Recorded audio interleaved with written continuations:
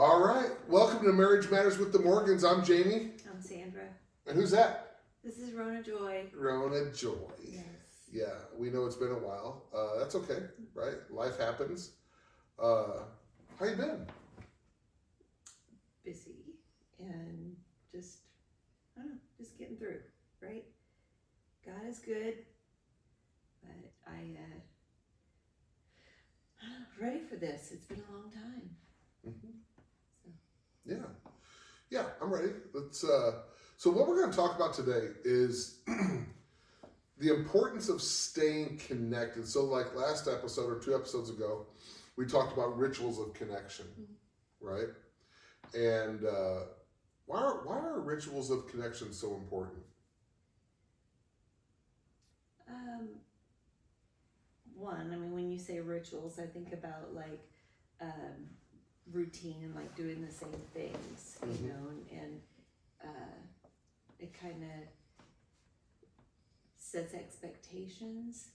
And when you know, like, okay, these are our rituals, and even though we don't think about them like a ritual, like something that you're actually performing, it's something that still is in your awareness, that when you're missing it, you know something's missing. I don't know that that's true. I don't think you know that you've fallen back out of the habit of connecting until you're disconnected. I don't think you know it. I don't think that, because I mean, maybe I'm wrong. Maybe I could be completely wrong. But I believe that when we wake up and we go through our life, we don't set out to destroy our marriage. No, for sure, no. We don't set out to destroy our children. No. Right?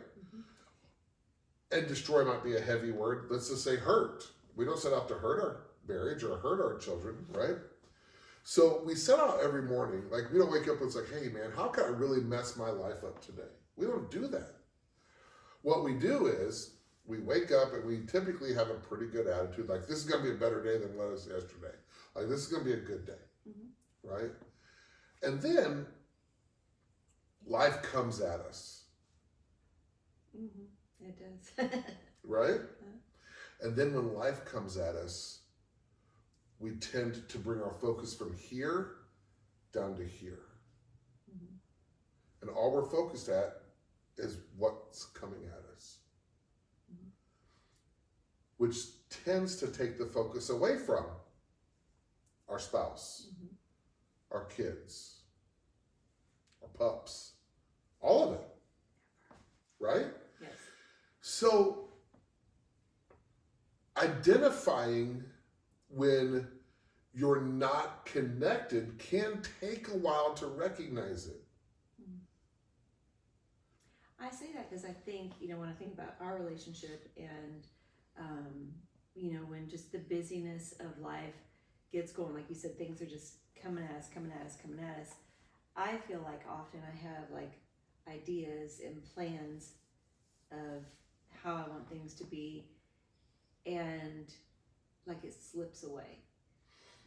And it slips away in such a way that you're just reacting. You know, you're just reacting. You're just constantly going and reacting. That's right. But at the same time, there's a feeling of, this does not feel like how I wanted it to feel or be or whatever. And sometimes don't even have time to stop and take a minute to think what's missing and what's different. There it is. That's it. Because we go from intentionality to survival mode. Yeah, for sure. Right? That's what happens. We go from intentionality to survival mode. So what's it like to be intentional versus what does it look like to be in survival mode?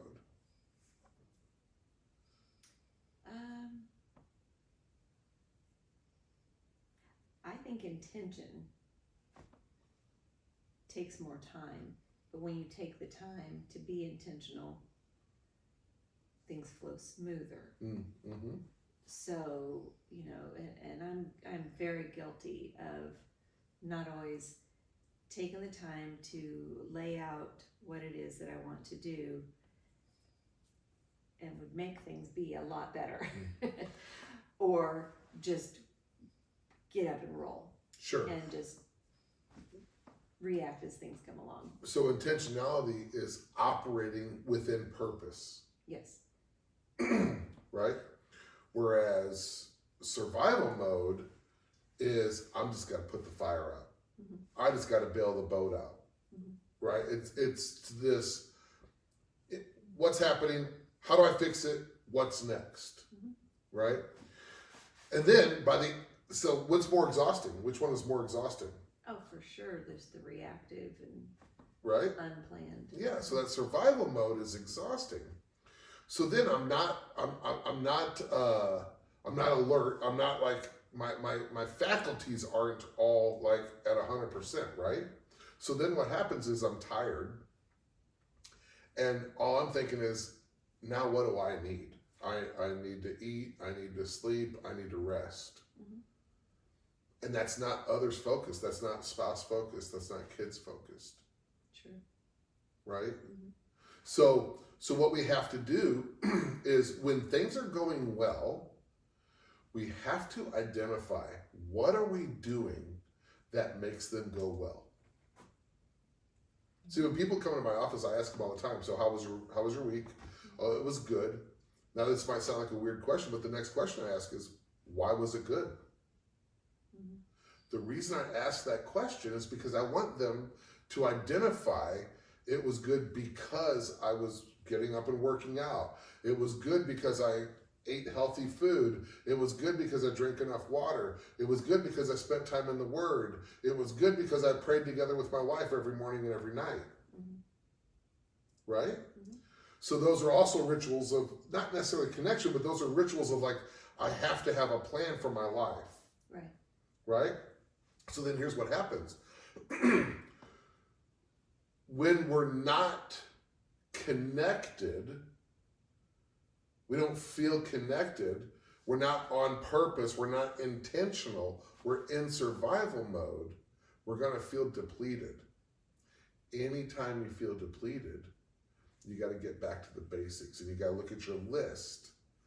What are the things I do when I know things are going well? Well, I'm doing these things here.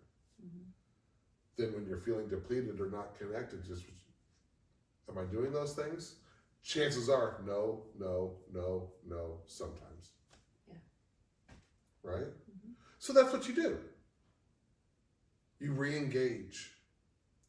You set a plan. You get back into the fight, if you will, right? But you got to have a plan on how you're going to attack that. Does that make sense? Yeah, absolutely. So when we feel like, when I feel disconnected, the first thing that I do is I'll say, man, I don't feel connected with you. Right. And then we stop and we make some time. Yeah. And that might even start with a 20-second hug, like we talked about with the rituals of connection. A heart hug. A heart hug, right? But we gotta have to identify, because see, like being disconnected isn't like bad. You're not a bad person for being disconnected from your spouse. What that means is you quit putting first things first. Yeah, and it's easy. You know, well, unfortunately. In this life, in this world, in this way of being, it's absolutely easy. It's super easy for that to happen, where it's just like, I got distracted, I got busy, and we haven't spent time. You know, last week, perfect example. Last week, you know, Will turned 16 in December, and he's got his car now, and he started his first job today at the ice rink. But he's been working as well. Like he's doing some refereeing. He works up at the paintball place. But now he's starting to feel his freedom. So after school, every day this last week, he had something to do. Right? And then what did I say? What was it, Friday or Saturday?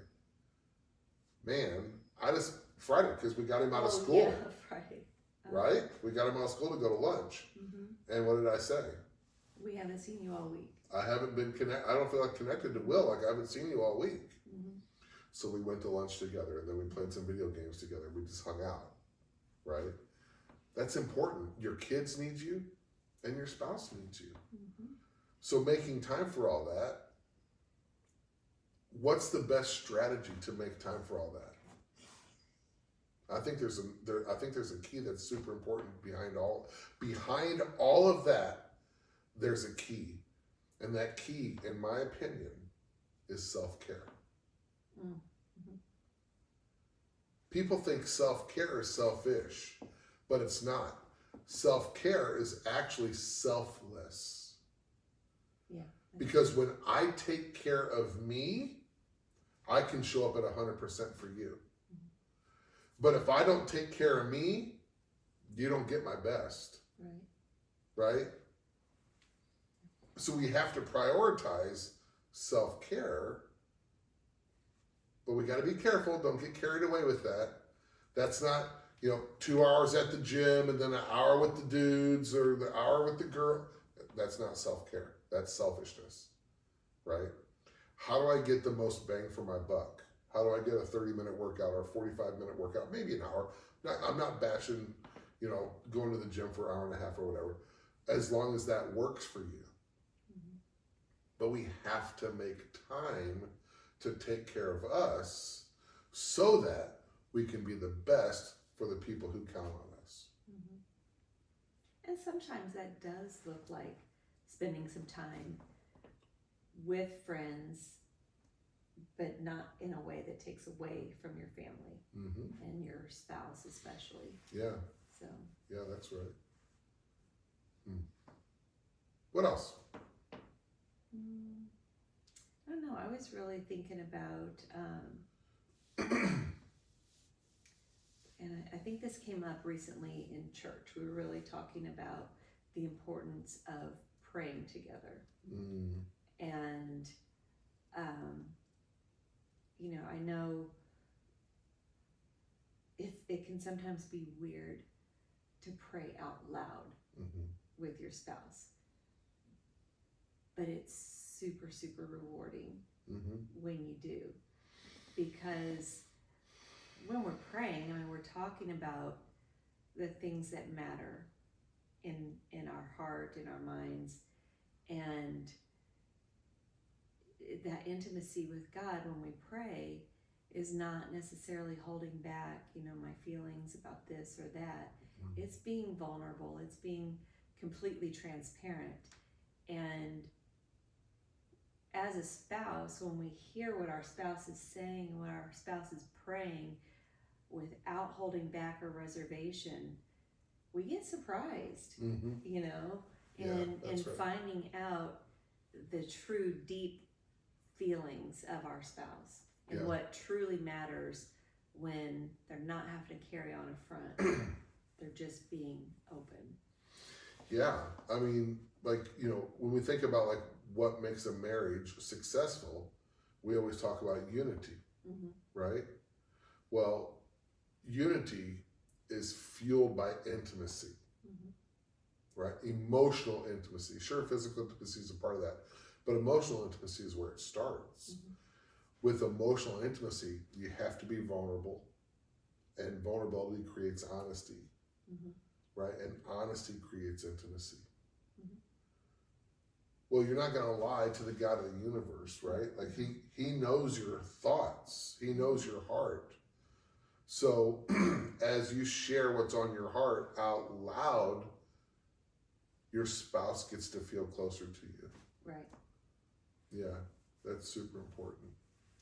And I think too, in that time together and praying, and you hear your spouse when they're praying over you and about you, you also get to receive that protection, and you know that this is where my spouse is coming from, because sometimes you may not always see it, in the hustle and bustle of life, and you forget, no, my spouse is my partner, and he's here for me, looking out for my best interest and my best needs, so that I don't have to do it alone. That's right.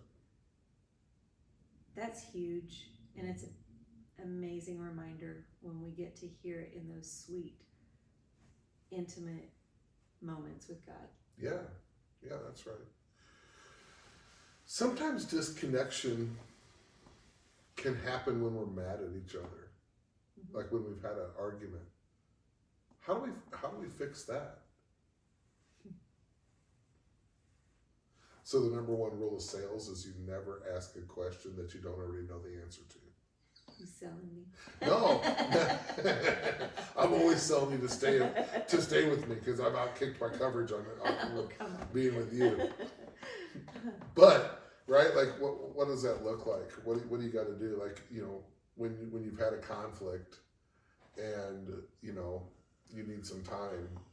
If you've not handled the conflict correctly,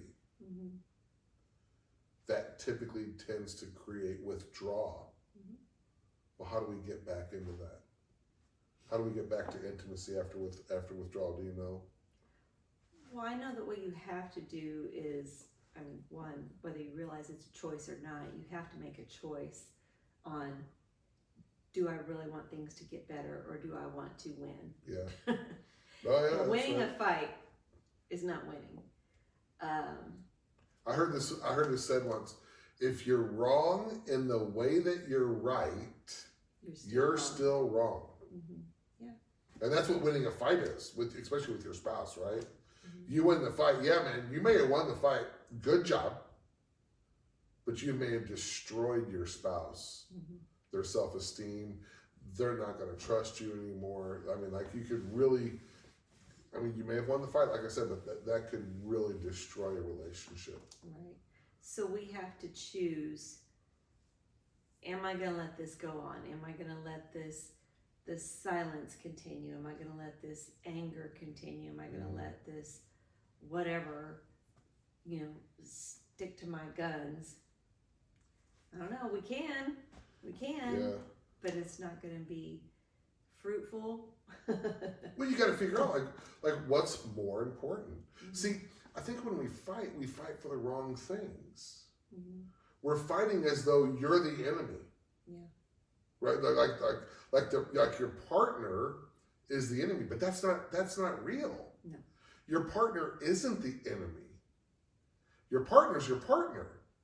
So if you have a conflict, all that means is there's something that needs to be done, and we don't see eye to eye on it right now. So what we need to fight for is the solution. We need to fight for unity. We need to fight for the relationship. So you want A, I want B. Cool. How are we going to move forward? I'm going to have to come off of B, and you're going to have to come off of A, and we're going to have to meet somewhere, not in the middle, because that's wrong. We have to meet somewhere that you're going to be okay with and I'm going to be okay with, so that we can move forward together, united. That's the only way we move forward. Right. And it doesn't even matter, like, if you're going to say, okay, well, I gave in this time. Or it's your turn next time because I gave in last time. Yeah, you can never, that is so detrimental to a relationship, keeping score.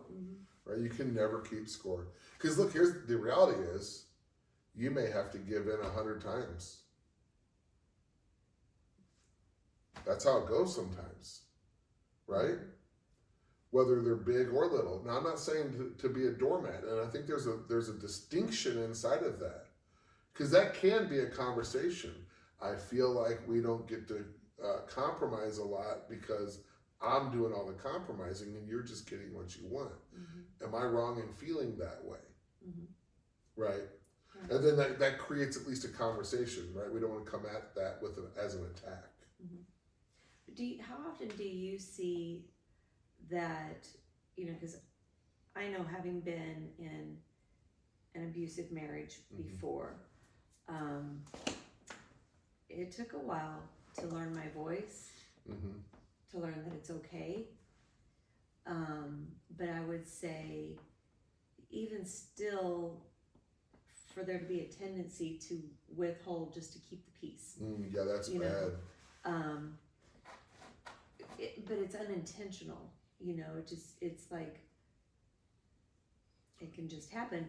Sure. So how, as the other spouse, do you recognize and say, hey, look, I feel like maybe you're not fully expressing, Yeah. you know, because if there is conflict and every time Yeah. you're just appeasing, well, that takes some maturity to recognize that too. That's right. No, that's right. So a couple things about that. So number one, so how do you not do that? There's a belief that you have to understand, and this is a reality. This is facts over feelings for sure, right? Conflict delayed is conflict magnified, right? So what that means is, if I'm just giving in to give in, that's going to build resentment. Right. Oh, yeah. Right? Well, resentment is kind of like getting a little toothache. You can't ignore it and it goes away. You might be able to put some Ambisol on it, right? for you young folks, that's a number, right? But you might be able to put some Ambisol on that, but it's still going to have a problem, and it's going to continue to get worse until it gets addressed. Well, that's the same way with conflict, right? Is if we don't address it now, and listen, I understand this is cumbersome at first because there's a lot to resolve. There's a lot to get on the same page, right? We've been at this for 22 years, about to be 23 here in April. You know, it's not always been rainbows and unicorns. It's been tough to get to this point. But I would say that we pretty much live conflict-free now, right? Conflict is inevitable with anybody you're going to be intimate with, like in an emotional relationship with. Conflict is inevitable. So don't think conflict is good or bad, right? You just got to get good at resolving conflict. That's it, right? So I say a lot of times, there's nothing to fight about. We're going to have conflict, and that's fine. So you asked a question, though. Here's the answer. It's not what you say, it's how you say it. Right? So being able to have your voice, you have to create honesty in the relationship. So you can't speak in code. Right. A lot of people, not just women. I think people would think women. Men do it too, but it's all for the same reason. Hey, are you okay? Yeah, I'm fine. Hey, what's wrong? Nothing. You wouldn't be asking the question if you didn't already know something's wrong.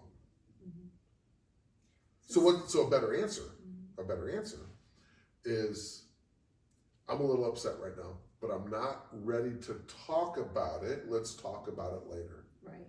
And then schedule a time to talk about it. Right. Yeah, because even to say, it's like, you know, I'm too upset right now.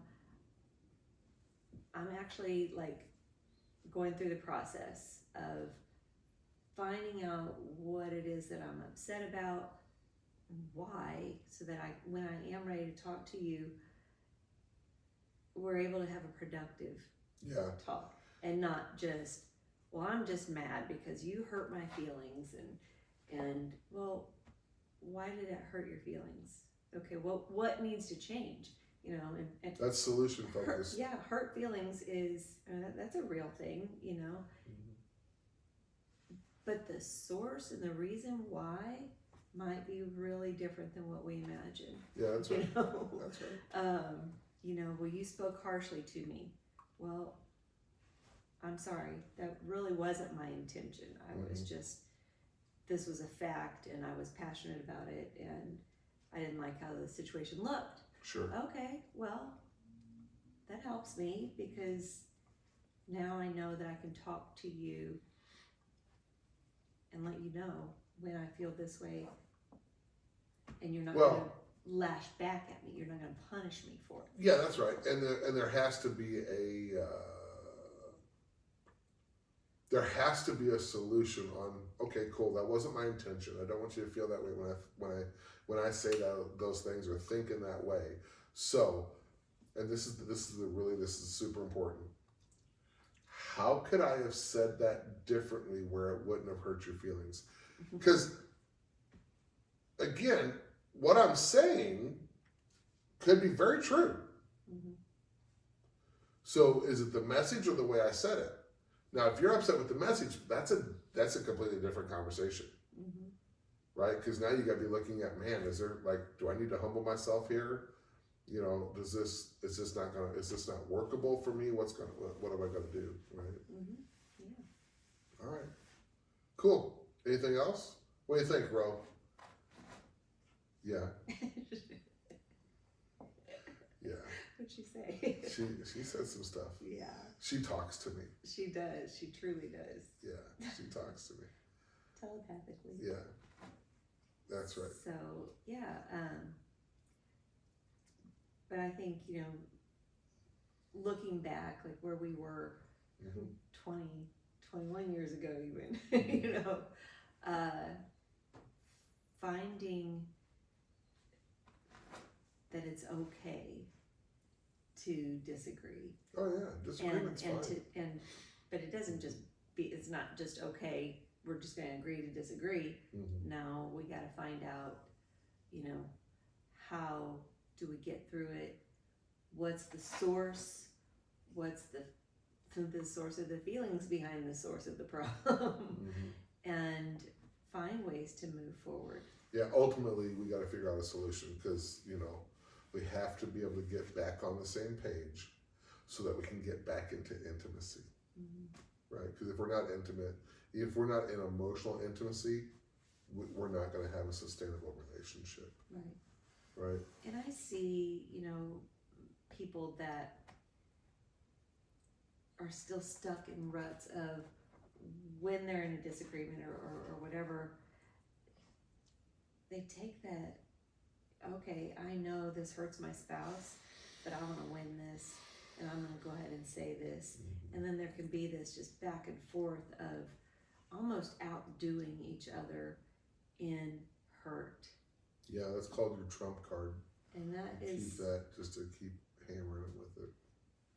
that's not a way to have a healthy and fulfilling relationship. That's right. Finding those ways to recognize, look, we are on the same team. And being on the same team, you either win together or you lose together. Mm-hmm. And it doesn't go that one person can Mm-hmm. win while the other one loses. And I don't want to make my spouse lose. Mm-hmm. I need you to be a winner, because when you're a winner, then I get to win. That's right. So. And then all we do is win, win, win. That's right. All right, I'm Jamie. I'm Sandra. And this is Marriage Matters with the Morgans, because your marriage matters.